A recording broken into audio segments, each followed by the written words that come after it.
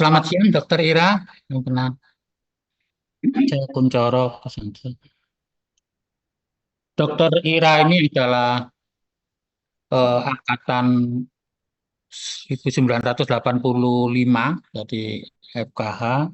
Kemudian salah satu dokter yang menurut saya sejak kuliah itu sudah mencanangkan diri kalau lulus itu beliau akan praktek gitu ya.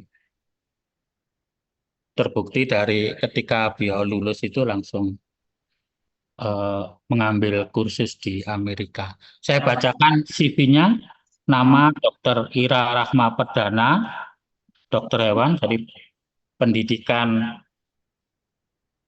eh, lulus dokter hewan tahun 1991,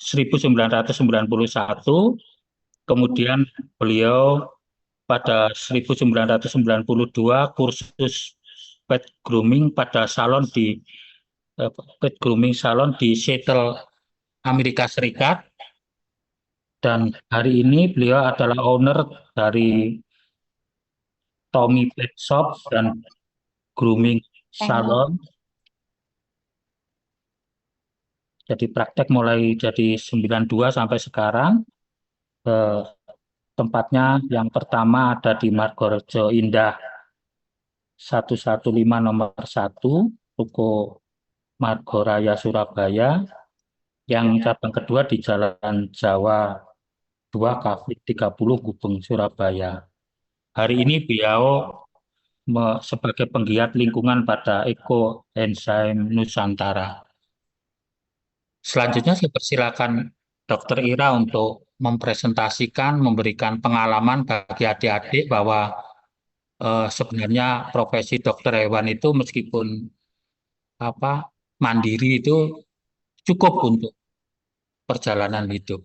Terima kasih, buat Dokter Ira. Saya persilakan untuk. Oke, yang semua adik-adik, ya, yang seperti diperkenalkan sama Dokter Yanti dan Dokter Recording in Gugu. progress. Saya ini kan sebetulnya masuk ke kedokteran hewan, Unair itu kan tidak sengaja, karena pada waktu lulus SMA bisa diterima lewat jalur PMDK. Tapi memang itu dari kecil di keluarga suka hewan piaraan ya, piara anjing gitu. Jadi ya, dan kemudian waktu kuliah tentunya kan adik-adik juga mengetahui kan kuliahnya itu kan juga belajar gak gampang juga. Jadi saya itu bertekad harus Recording stopped. kerja di Recording bidang in yang progress. waktu kuliah harus di bidang yang sama gitu kan. Sayang kalau nggak dipakai ilmunya yang didapat di kuliah gitu. Jadi begitu begitu lulus dari kedokteran hewan, ya ini adalah kesempatan ya kalau bisa dapat kursus grooming salon. Pada waktu itu di Surabaya tahun 92 belum ada ya grooming salon. Kalau sekarang sudah banyak. Jadi banyak juga hal-hal baru yang saya pelajari pada waktu itu dan sekaligus bekerja tekun untuk bisa mengerti kondisi di lapangan seperti apa gitu ya. Waktu kuliah kan kita mendapatkannya tuh ilmu itu kan apa yang diajarkan, apa yang kita dapat itu kan harus juga bisa menerapkan.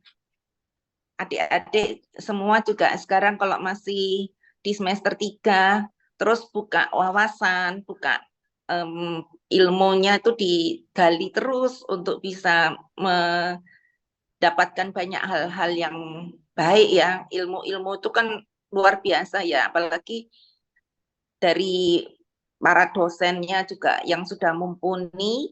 Ya saya bersyukur bisa di Unair ya kuliahnya pada waktu itu yang saya anggap juga sangat-sangat mendukung, sangat-sangat banyak yang saya bisa dapat pada waktu kuliah dan sampai hari ini kan juga Unair termasuk yang universitas yang terbaik ya di Indonesia juga ya. Selamat ya untuk Dokter Yanti, Dokter Pugu yang di Fakultas Kedokteran Hewan UNER yang terus bisa sumbangsih untuk Fakultas Kedokteran Hewan UNER. Dan pastinya kalau di lapangan pekerjaannya itu sangat banyak adik-adik. Jadi adik-adik semua harus antusias, harus semangat. Bagaimana kita punya pikiran itu positif dan bisa banyak belajar ya pada waktu masa kuliah ini, benar-benar dimanfaatkan untuk buka wawasan, untuk mengenal oh bidang ini yang misalnya diterapkan untuk misalnya adik-adik ada yang dari daerah asal di luar pulau atau di daerah yang masih di pelosok gitu kan banyak sekali yang bisa digali kan kalau misalnya kembali ke daerah asalnya. Jadi kita pun juga betul-betul dapetin ilmunya itu sambil dipelajari, harus rajin belajar ya untuk mengerti dari hewan besar, hewan kecil, hewan ternak, hewan kesayangan, hewan eksotik itu rajin aja dicatat, dibaca ulang untuk menambah ilmu pengetahuan kita kan juga bisa lewat banyak cara ya. Sekarang belajar lewat YouTube atau dari macam-macam lah bisa kita lihat ya di Instagram itu juga saya suka lihat. Waduh, ternyata macam-macam ya, udah berkembang sekali. Jadi kalau untuk grooming salon itu kan perawatan untuk kebersihan hewan peliharaan kita ya. Begitu juga untuk hewan lain ya, hewan ternak misalnya itu pun juga sebetulnya penerapan grooming itu juga penting. Karena apa? Karena kan itu supaya wujudnya dia, kulitnya, badannya juga bersih, sehat, itu kan juga membuat hewannya itu juga jadi bisa kondisinya tuh prima ya. Dan itu bisa dilakukan dengan beberapa cara. Kalau untuk yang umum yang dilakukan seperti di rumah sehari-hari begitu, itu kita bisa lakukan sebagai dokter hewan kan juga kalau misalnya menghadapi pasien ditanyain gitu kan kita juga harus bisa menjelaskan sesuai dengan apa yang bisa mereka lakukan di rumah ya. Tentunya beda dengan kalau yang di grooming salon gitu kan. Jadi peralatannya pun juga saya selalu sediakan. Kalau misalnya ada yang baru beli hewan kesayangan, misal seringnya sih kucing, anjing ya, kalau di tempat saya ini, itu saya selalu sampaikan ke owner, ini pemeliharaan hewan kesayangan untuk seumur hidupnya hewan kesayangan kita harus tanggung jawab. Jadi mereka membutuhkan mulai pakan, mulai untuk pemeliharaan atau untuk psikologisnya mereka juga pemeliharaan sehari-hari itu owner yang harus lakukan kan. Saya selalu sarankan untuk mereka sedia satu tekpak kotak misalnya.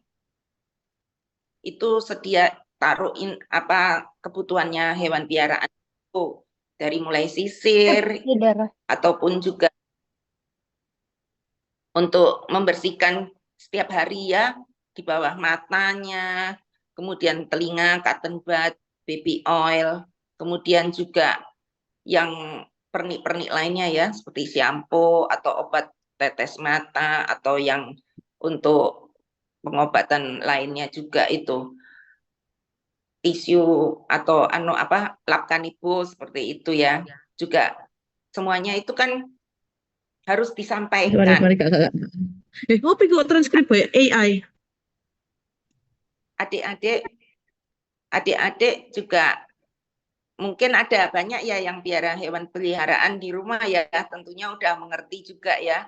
Semuanya itu untuk kepentingan hewan kesayangan kita. Mereka jadi sehat, otomatis juga kita sebagai owner pun juga happy kan, nggak ada hadapi masalah dengan piaraannya. Karena kalau begitu ada masalah, misalnya kena jamur, wah bahaya kalau nggak sampai ketahuan kan bisa ngerembet meluas cepat gitu. Apalagi kalau suhu udara Surabaya yang lembab, panas seperti ini kan jamur gampang tumbuh subur ya. Kalau udah ketumbuhan jamur, investasi jamur, itu udah nanti ngerembet ke parasit lain, parasit kulit, demodex, para bakteri, karena dia mungkin garuk-garuk, gatel, jadi bakteri nempel, jadi bernanah. Itu biasanya seperti itu.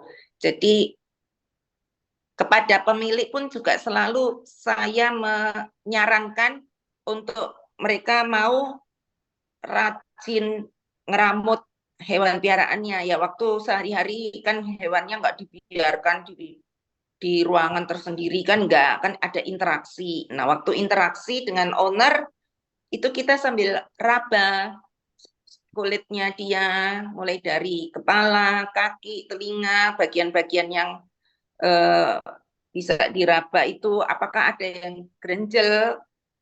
Kalau misalnya ada yang misalnya mencurigakan, kita lihat, oh ada luka, oh koreng, eksim, atau ada kutu.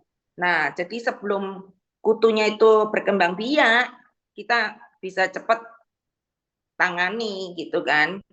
Mungkin ketempelan, karena kutu itu kan cepat jalannya ya, mungkin ketempelan waktu kita bertamu ke rumah orang yang rumahnya anjingnya kutun, atau lagi diajak jalan-jalan di jalanan, terus ada anjing lain yang kutunya nempel ke anjing kita, itu rajin harus dipelihara, dirawat. Jadi penting untuk kita mengedukasi ke customer, ke owner, jadi mereka pun happy, dan itu pun juga membangun kepercayaan antara owner kepada kita. Karena kita ini kan namanya dokter hewan, sekarang kan adik-adik juga udah ngerti ya bagaimana personal branding, bagaimana adik-adik bisa punya sikap untuk sebagai dokter hewan profesional, untuk bisa bicara itu latih aja, berlatih untuk kita bisa percaya diri, bisa menguasai materi, kayak gitu-gitu. Kalau saya sih soalnya masuk ke grooming salon ini karena saya tuh sukanya yang simple. Jadi sampai hari ini saya memang khusus menangani untuk hewan piaraan itu bukan yang rumit ya adik-adik. Saya tuh nangani itu yang ya penyakit biasa umum gitu, bukan yang sampai kanker atau operasi apa gitu, tidak. Dan memang ya karena tangan cuma dua, terus juga banyak urusan lain, jadi ya jadi bisnis owner akhirnya gitu. Dan untuk slide-nya mungkin ya dokter ini. Nah, jadi kelebihannya kita sebagai dokter hewan untuk merawat hewan kesayangan di grooming salon itu pertama kan pasti customer atau pemilik hewan piaraan kan pasti, oh pemiliknya grooming salon ini dokter hewan gitu kan. Terus dia bisa lebih naik kan tingkat kepercayaannya kan. Dan tentunya juga apa yang mereka tanyakan kita juga harus bisa menjawab dengan sampai mereka puas gitu kan. Jadi banyak kelebihannya untuk kita bisa membuat grooming salon kita itu bisa jadi dipercaya gitu kan. Apalagi kalau terus sudah melihat hasilnya juga baik, nggak sembarangan gitu ngerjakannya kan. Jadi pasti di grooming salon saya juga ada SOP-nya untuk tahapan-tahapannya untuk penanganan pasien yang dibawa ke tempat kita. Karena yang dibawa ke grooming salon pasti kan anjing atau kucing tuh yang disayang sama pemilik kan, sampai mereka belani bawa ke grooming mau keluar uang untuk bayar gitu kan. Terus kita pun juga harus bisa edukasi, kita harus jelaskan bahwa hewan itu 2 minggu sekali atau minimal 1 bulan sekali begitu ya. Karena pertama ya karena Surabaya ini tempatnya kita ini panas, terus lingkungan rumah mungkin banyak kotor, debu, juga hewannya juga suka kumpul main dengan hewan lain kayak gitu kan. Jadi redirect, kita menggiring customer untuk mereka tuh ngerti bahwa oh iya grooming itu penting, bahwa kita ini bisa percayakan ke tempatnya grooming salon ini untuk pemeliharaan. Jadi banyak sekali yang nyoba grooming ke tempat lain gitu kan, ternyata mereka kurang cocok, datang kembali grooming di tempat kami begitu. Dan untuk kelebihan yang lain ya pasti karena saya sudah punya SOP, jadi pegawai-pegawai yang di grooming salon juga mereka udah ngerti, oh menghadapi customer baru itu seperti apa, pendekatannya seperti apa, menjelaskannya seperti apa. Terus untuk customer yang sudah rutin itu kita pun juga ada data untuk penanganannya. Oh sama ya Bu, seperti yang sebelumnya penanganannya begitu kan, supaya nggak ada miskomunikasi kan. Dan saya selalu tekankan ke anak buah saya kalau misalnya baru datang itu harus selalu diperiksa kondisi kulitnya. Karena apa? Karena kalau misalnya ketemu ada kutu atau ketemu ada luka, itu kan kita harus langsung sampaikan ke customer. Itu penting supaya nggak kita yang dituduh membawa kutu dari salon atau jadi luka setelah dari grooming salon kayak gitu kan. Kan jadi niatnya kita tuh tulus untuk membuat hewannya cantik, bersih. Kok malah kita dituduh, kan kita nggak kepingin seperti itu adik-adik. Jadi itu komunikasi itu selalu kita harus bangun, itu penting ya. Dan kemudian bagaimana sih caranya kita menghandling hewan pasien yang datang ke tempat kita, gitu kan? Ada yang datang sudah berkali-kali, misalnya. Ini ada videonya ya, mungkin mau dilihat dulu ya.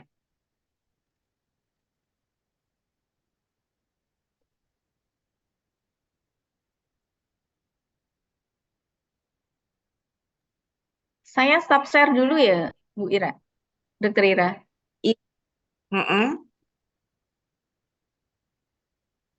Videonya dari Dokter Ira. Oh, itu anu ya. Kalau nggak salah videonya bisa langsung ditampilin gitu. Oh, di Bisa PPT ini langsung juga ya? Sebentar. Iya, betul.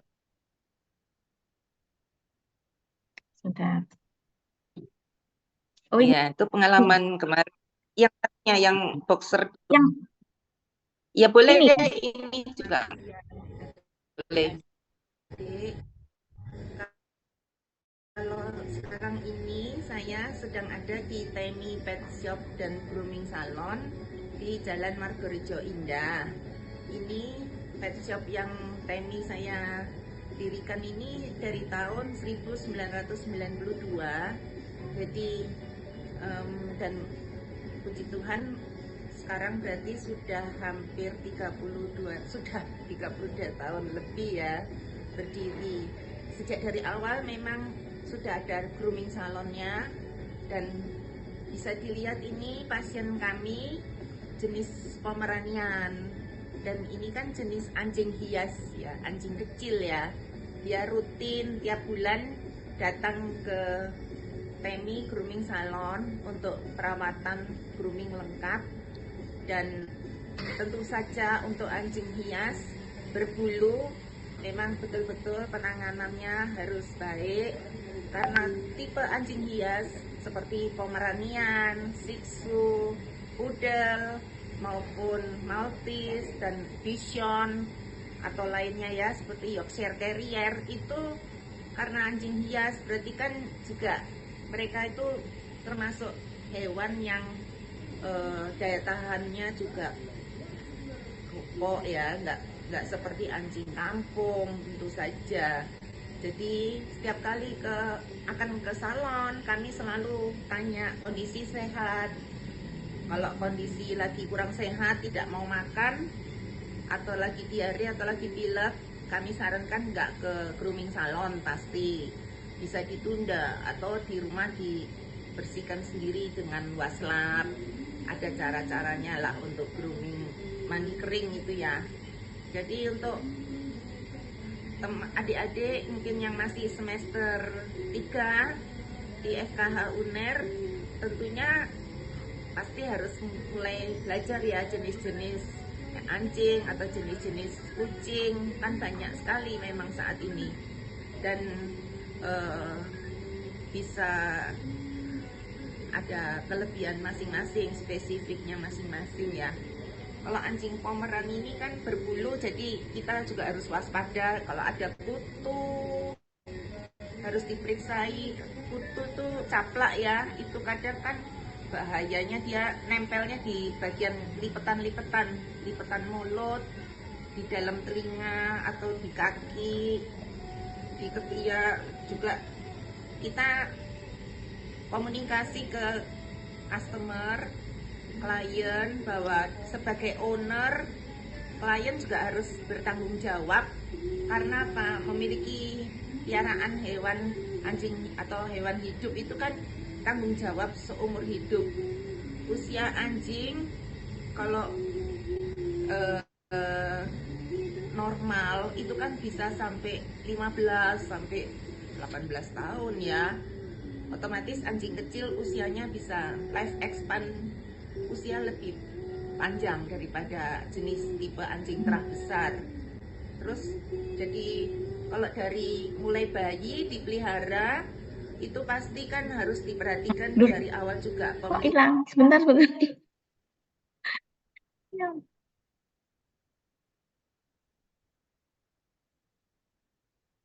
Selamat siang adik-adik. Kalau sekarang ini saya Tadi sedang ada di segini ya. Nah, maaf ya, kepecet.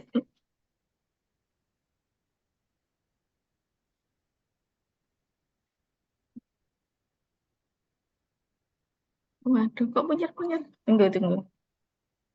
Masih loading.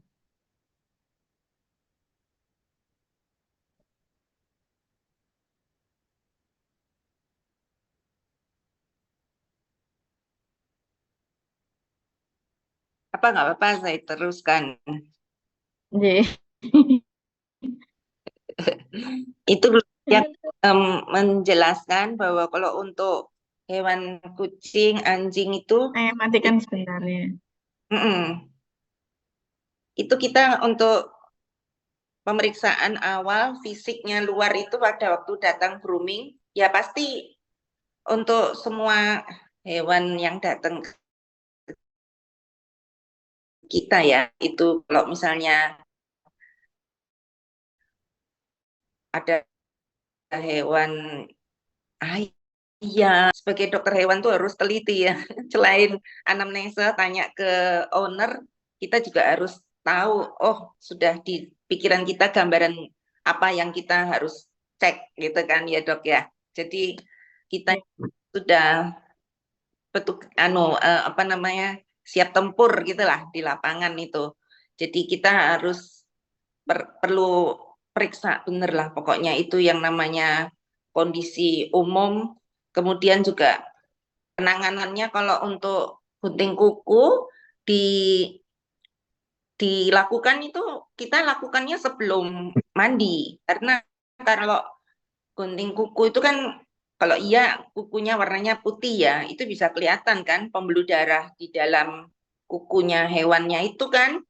Kalau misalnya tipe anjingnya warna gelap, kukunya kan juga gelap, itu kan nggak kelihatan pembuluh darahnya. Jadi kalau kita gunting kukunya kebanyakan kan terus berdarah.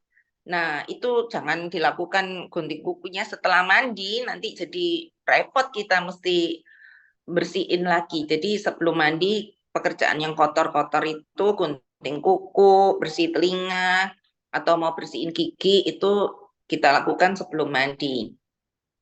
Dan kalau gunting kuku kan kalau putih kelihatan, tapi kalau hitam ya kita lakukan sedikit demi sedikit. Gunting kukunya kan ada khusus ya. Jadi yang seperti ini kan. Kemudian juga kita harus sedia ininya apa namanya? Bubuk bubuk untuk koagulan, bubuk untuk menghentikan perdarahan.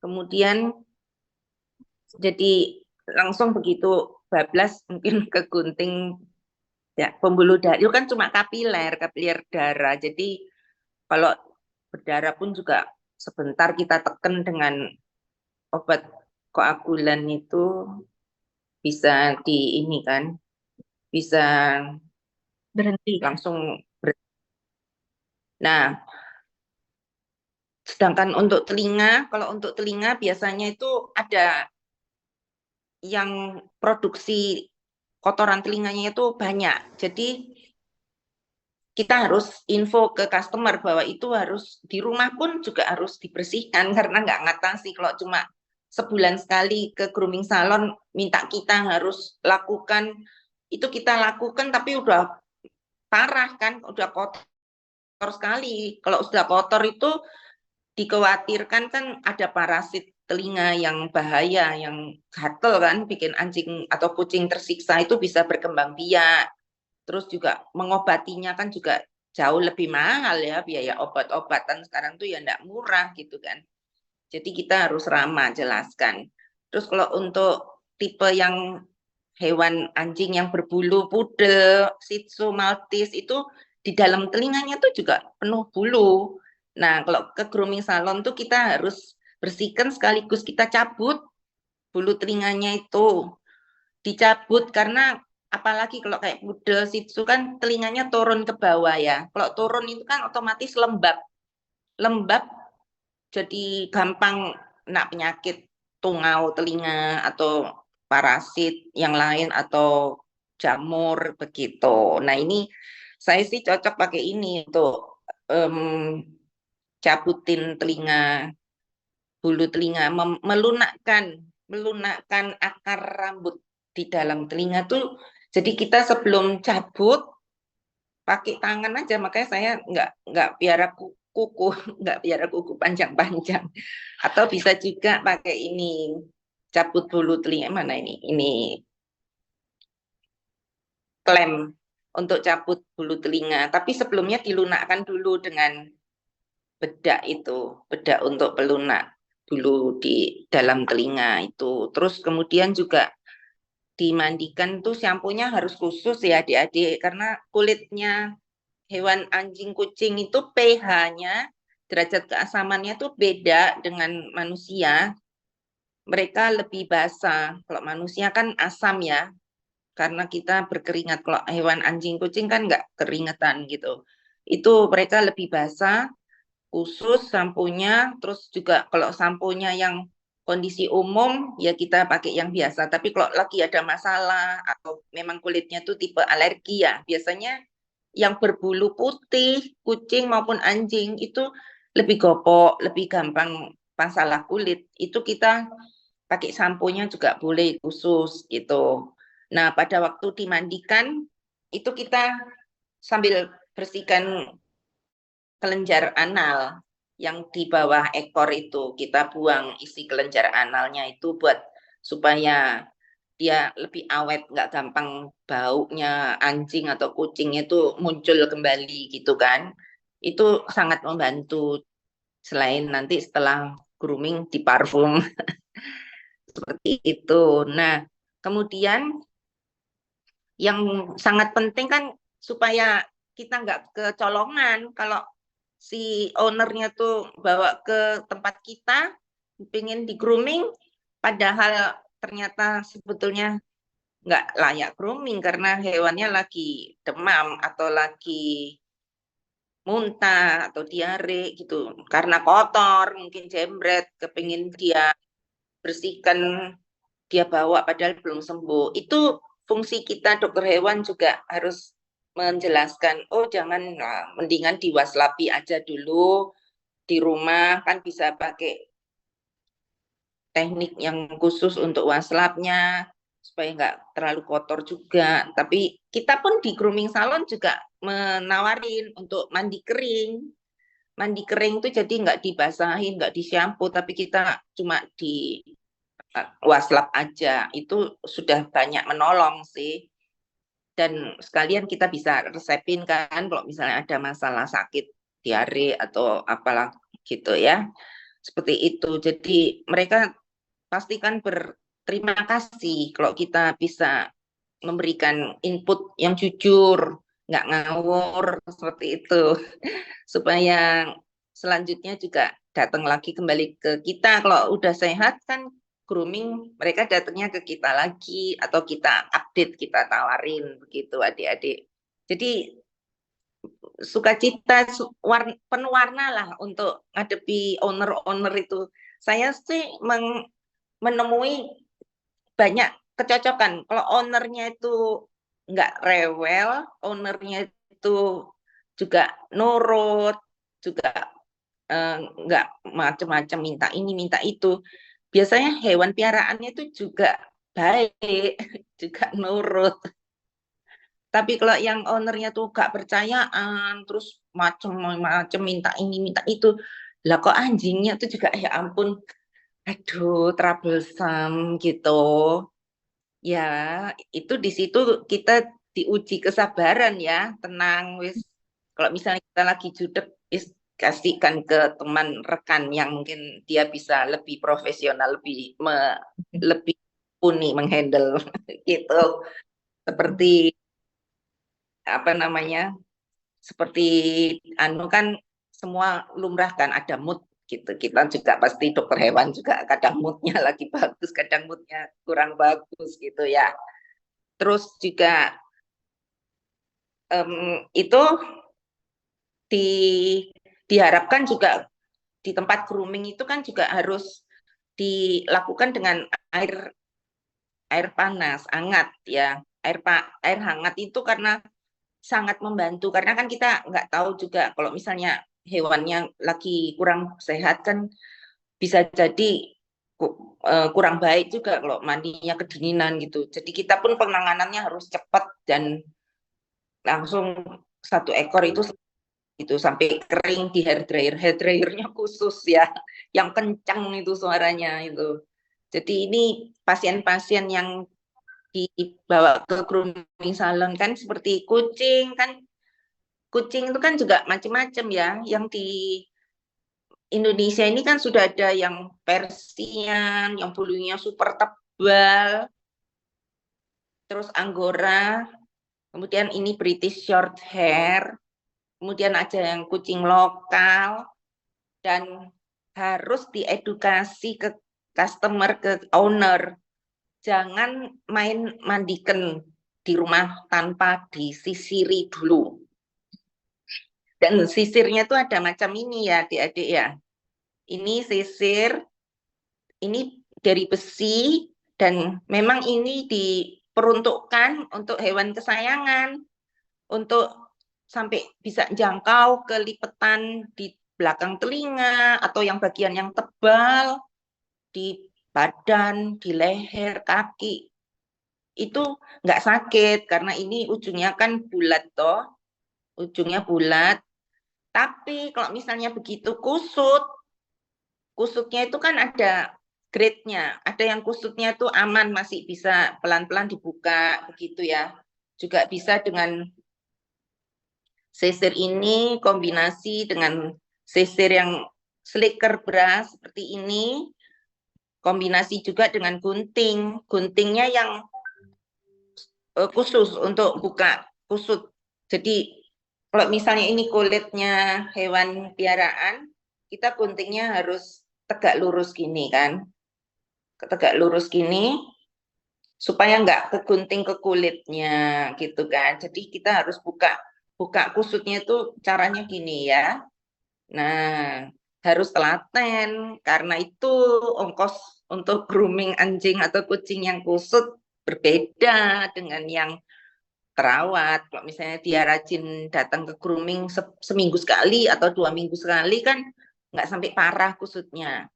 Terus kalau dia di rumah penanganannya salah, begitu dimandikan langsung tanpa disisir sebadan, itu bulunya dia makin kusutnya ceket, gumpalnya tuh makin jadi, dan wis nggak bisa diselamatkan, akhirnya harus digundul, dicukur habis supaya tumbuhnya lagi, bulunya bisa sehat, dan si hewan juga nggak tersiksa. Karena kalau kusutnya udah ceket, kita bukain, terus kita sisir, kita otomatis kan kejambak ya, dan hasilnya pun juga kan jadi menipis. Bulunya tuh kan banyak yang rusak, udah mati, terus juga dia ketarik-ketarik, kan sakitan dan prosesnya lama. Jadi ya itu pentingnya mengedukasi supaya mereka jadwal datang ke salon, atau dia punya anak buah di rumah yang sudah diajari untuk menyisir rutin setiap hari. Bersihkan mata juga tiap hari. Telinga bisa tiap hari juga. Begitu. Jadi otomatis untuk binatang hewan lain ya seperti ayam ataupun seperti di kambing atau sapi, kuda, itu semua juga perlu saya rasa ya grooming salon ya Pak Pugu ya. Jadi semua itu hampir sama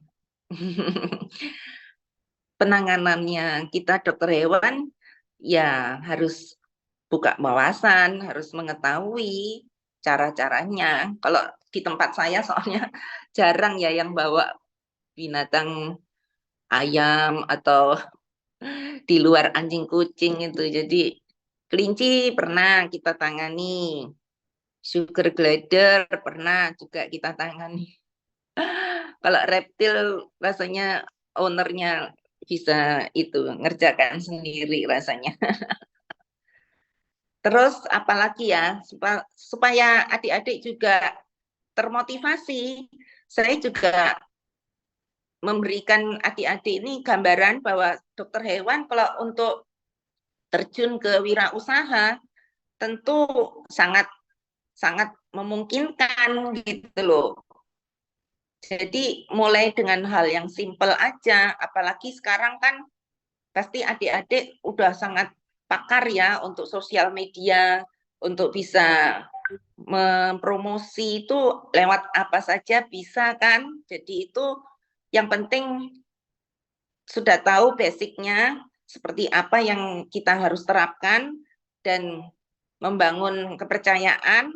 Selanjutnya juga pasti kita juga upgrade ilmu kita terus itu.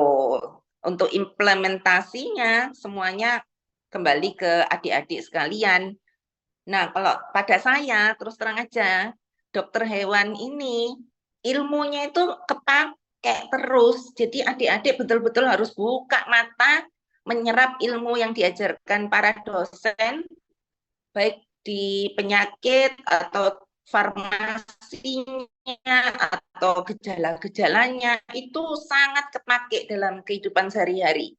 Jadi misalnya di keluarga pun saya kan anak 2 ya, itu ya saya bisa bangga sendiri, saya nggak terlalu panik kalau anak saya mau demam atau diare, seperti itu. Saya udah tahu, oh di rumah memang sedia kan obat dia, kan kita waktu kuliah diajari farmakologi. Dan obatnya kan yang dipakai di hewan kan ya sama dengan di manusia, jadi ya begitulah. Saya udah tahu, oh kalau diarenya macam ini, obatnya ini. Oh kalau ada masuk angin, demam atau ada muntah juga ada diare, itu saya nggak khawatir lah, nggak panik gitu loh. Jadi kepake adik-adik yang perempuan nanti kalau jadi ibu rumah tangga, punya keluarga, punya anak-anak, lah itu, wah oke, saya mampu, saya juga seorang dokter, pasti saya bisa. Itu saya juga sampaikan ke owner ya. Di rumah tuh kan selalu ya Bu, selalu sedia obat diare ya, kayak norit atau diabetes atau obat demam. Iya sama kok obatnya dengan yang dipakai untuk hewan gitu. Juga obat tetes mata gitu kan. Ya seperti itulah, sederhana saja penanganannya. yang mudah dibikin lebih simple, yang sulit dipermudah gitu kan. Jadi kepake lah penerapannya ilmu dokter hewan itu di segala bidang kepake. Terus ditambah lagi, ini saya kan juga penggiat di Ekoenzim Nusantara. Nah, Ekoenzim adik-adik mungkin belum pernah dengar ya, atau sudah ada yang melakukan, sudah mengerjakan. Adakah? Mungkin bisa angkat tangan. Jadi menarik ekoenzimnya ini karena apa? Sangat-sangat membantu. Bisa dipelajari dimanapun juga dan menggunakan bahan-bahan yang amat mudah. Kalau misalnya kita di rumah makan buah, kan kulitnya kebuang ya, kulit pisang, kulit mangga, kulit apel, kulit jeruk, dan sayur mungkin pinggirnya, ujungnya sayur sawi atau ujungnya seledri atau daun apapun gitu ya yang bermanfaat itu dikumpulkan terus kita buat ekoenzim. Dan itu penemunya seorang dokter dari Thailand. Dia memang spesial tidak mepatenkan supaya banyak orang yang bisa dapat ilmu cara membuat dan manfaatnya itu. Supaya bisa berguna di kehidupan kita, bisa lebih sejahtera. Kan terbukti kemarin saya tahun 2020, bulan Maret, baru kenal ekoenzim ya adik-adik. Kemudian kan pandemi. Nah, pada waktu pandemi itu, saya nggak heboh, saya nggak beli yang namanya desinfektan atau yang namanya apa-apa itu. Jadi saya ya cukup semprot-semprot udara di rumah atau di toko saya dengan ekoenzim.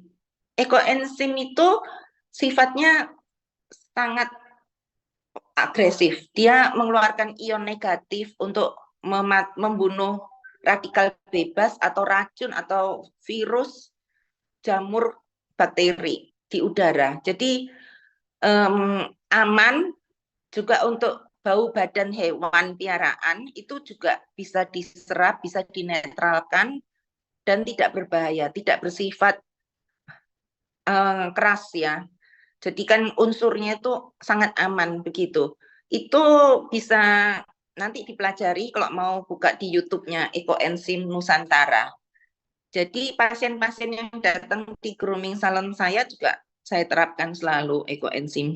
Jadi pasiennya puas, anjing kucingnya tuh kok beda ya, dibawa ke grooming lain sama ke Temi Pet Grooming kok beda ya, gitu. Karena saya selalu tambahkan di shampoo saya, baik itu ada masalah atau enggak ke hewannya gitu. Kalau yang eksim atau masalah kulit juga pasti bisa sembuh. Karena dia sinergis, bekerja sama.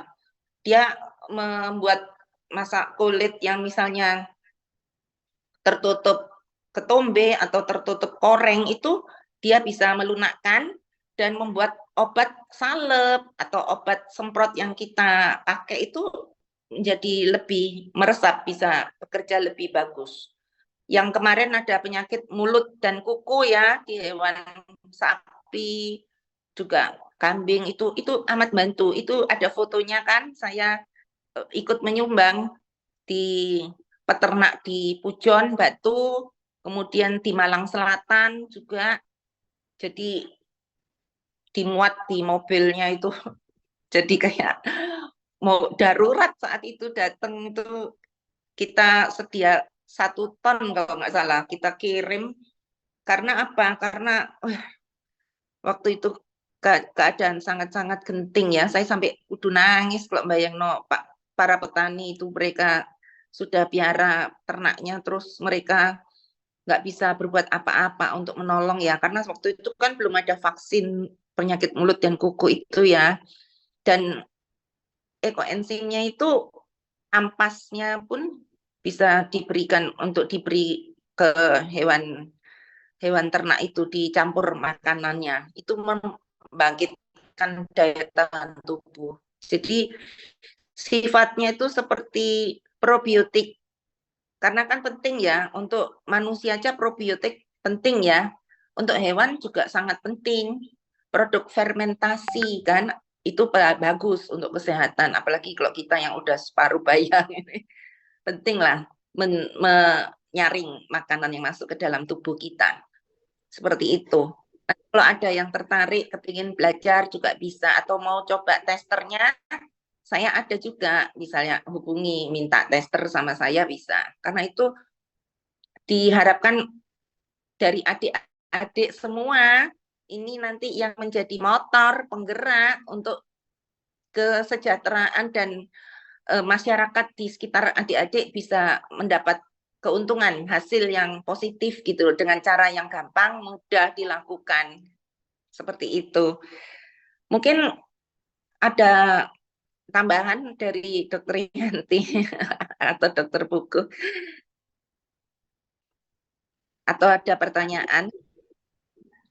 Silakan kalau adik-adik mau bertanya atau apa ingin yang diketahui, apa yang diketahui lebih lanjut, karena Dokter Ira ini adalah pengalaman sekali dalam praktek dokter hewan itu sekitar 32 tahun. Iya dok, 8 tahun sama 24 ya, 32 tahun. Jadi banyak sekali. Silakan adik-adik kalau mau ingin bertanya.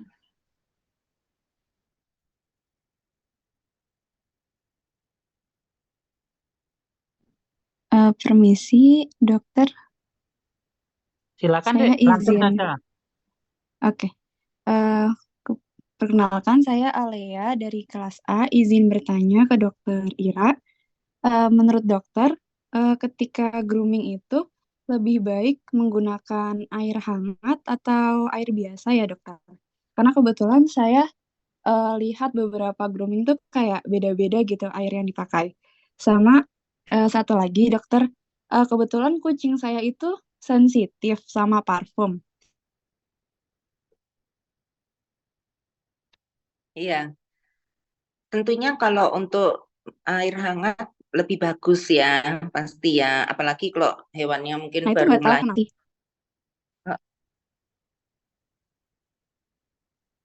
Tadi kepotong loh yang terakhir ini. Oh. Yang parfum gimana tadi pertanyaannya? Oh, yang parfum itu. Jadi kucing saya sensitif dokter sama parfum.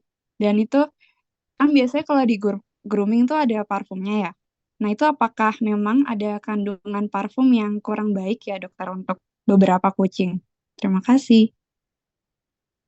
Iya, kucing kan termasuk hewan yang sensitif. Pada dasarnya sebetulnya dia kuat karena dia itu kan hewan yang bebas ya. Kalau kucing domestik kuat lah. Kalau kucing yang ras mungkin lebih gopok ya. Itu pemakaian parfumnya itu nggak banyak sih ya. Kita semprot ke tangan aja, ke telapak tangan dulu, terus kita rub gini supaya kadar alkohol tidak terlalu banyak, baru kita pupuk di bulunya.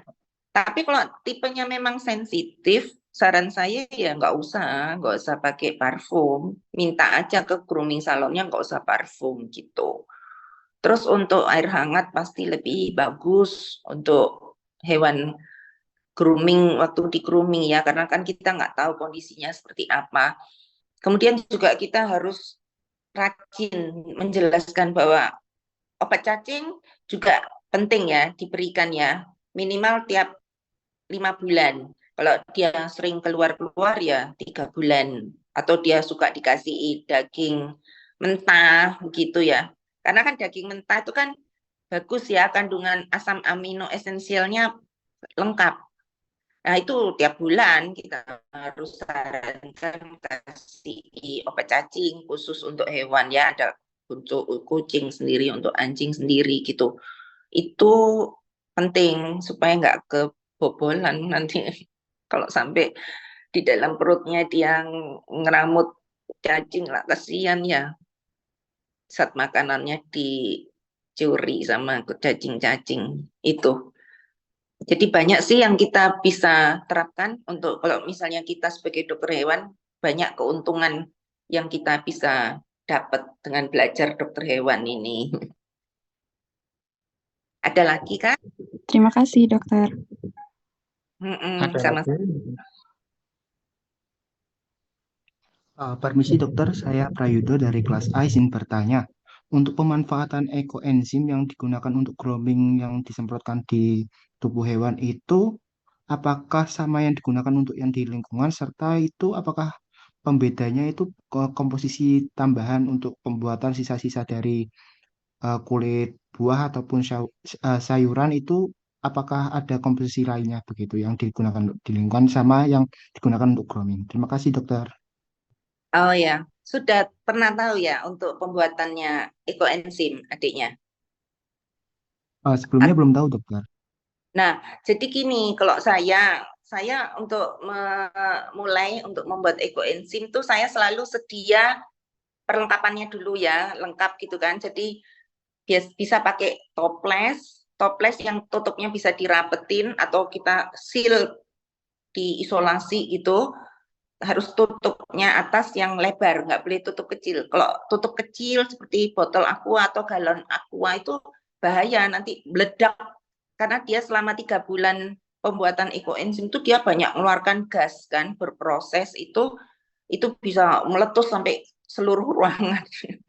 Jadi kita sedia toples, mungkin ada yang toples keropok itu yang 5 kilo gitu ya.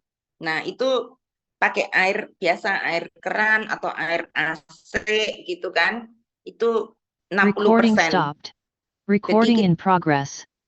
air 60% dari wujudnya itu, kemudian kita catat, kita punya bahan untuk itunya, organiknya itu apa aja. Misalnya saya sih nggak catat sampai beratnya ya, saya misalnya udah punya kulit apel atau ada di kebun saya itu daun jeruk atau ada serai gitu ya, itu kita catat apa aja isinya. Karena yang saya tahu kalau kayak kulit nanas itu terlalu keras.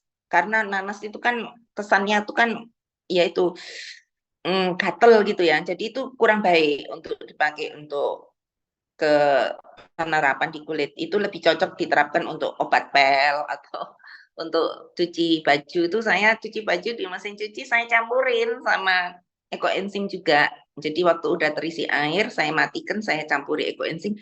Dan itu luar biasanya dia, kalaupun saya nggak langsung jemur itu tetap di dalam mesin cuci nggak sampai bau, nggak jadi rusak gitu loh. Kan biasanya kan terlambat sedikit terus jadi apa gitu kan. Ini enggak seperti itu dan bisa menghemat, mengurangi sabunnya atau obat pel saya udah nggak beli lagi sekarang. Seperti itu. Jadi nanti bisa dipelajari di YouTube-nya Ekoenzim Nusantara itu bahan-bahan apa aja yang dipakai. Tentunya kalau untuk diterapkan ke pasien saya itu ekoenzim yang saya pakai itu lebih banyak dan organiknya, variasinya itu lebih bagus. Jadi yang diwajibkan kan minimal 6. 6 itu kan misalnya kulit pisang, kulit jeruk, kulit apel, kulit mangga, kulit buah ini apa lagi? Naga. Ada 6 misalnya. Kulit buah satu lagi apa?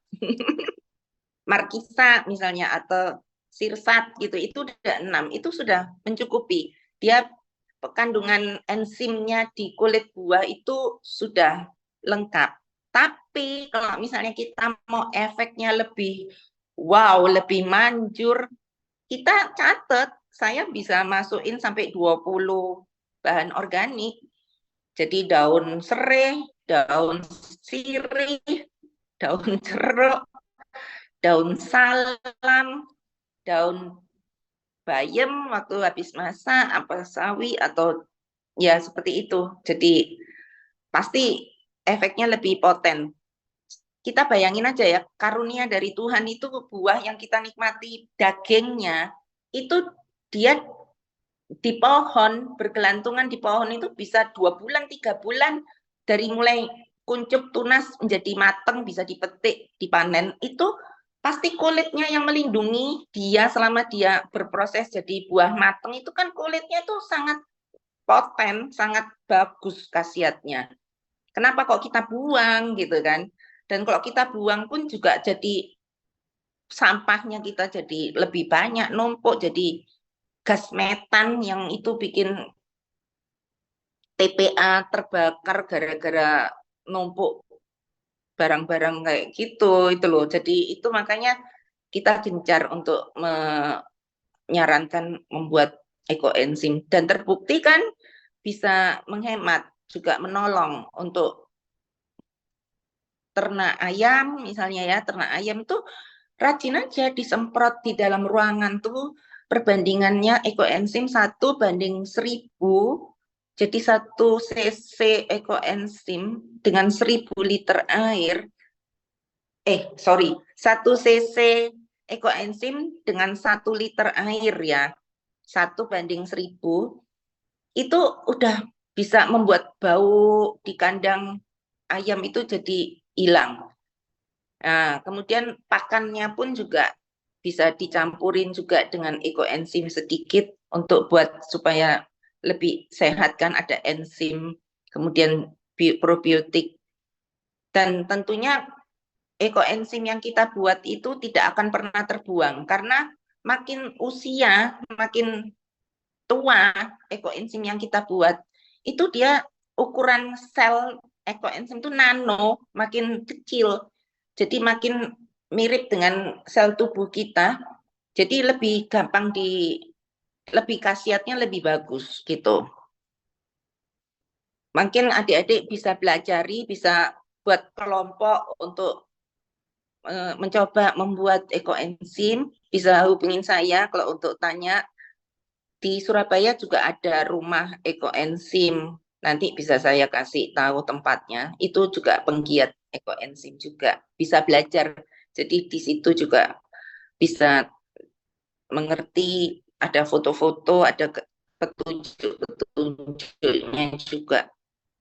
Pokoknya itu sangat membantu sekali untuk kita sebagai dokter hewan. Nggak usahlah beli yang mahal-mahal. Aduh, pasien saya tuh ada yang beliin untuk perawatan bulu anjingnya itu, apa itu, magic, apa itu namanya tuh. Aduh, 1 botol tuh 750.000 untuk semprot untuk badannya itu, katanya bisa mencegah nggak gampang sakit jamur apa kayak gitu. Aduh, mahal sekali. Buat orangnya aja deh beli skincare. Itu ya adik-adik, apalagi saya pun semprot wajah saya dengan rutin dengan ekoenzim.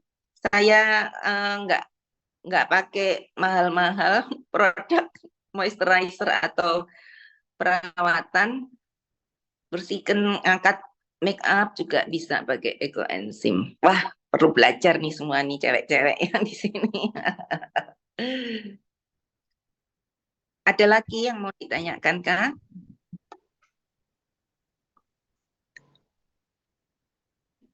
Apakah masih ada?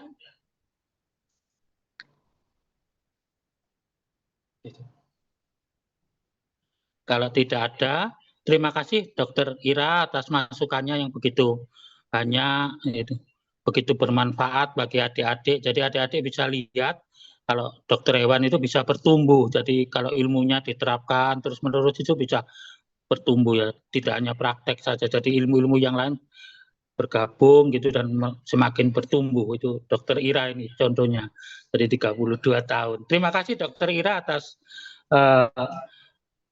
pengetahuan yang diberikan kepada adik-adik. Semoga ini memberikan wawasan, memberikan tambahan semangat bagi adik-adik bahwa profesi kita dokter hewan itu sebenarnya tidak hanya melulu satu profesi, jadi bisa beraneka warna gitu. Terima kasih atas masukannya Dokter Ira. Aplaus untuk Dokter Ira atas paparan hari ini. Terima kasih. Selanjutnya sertifikat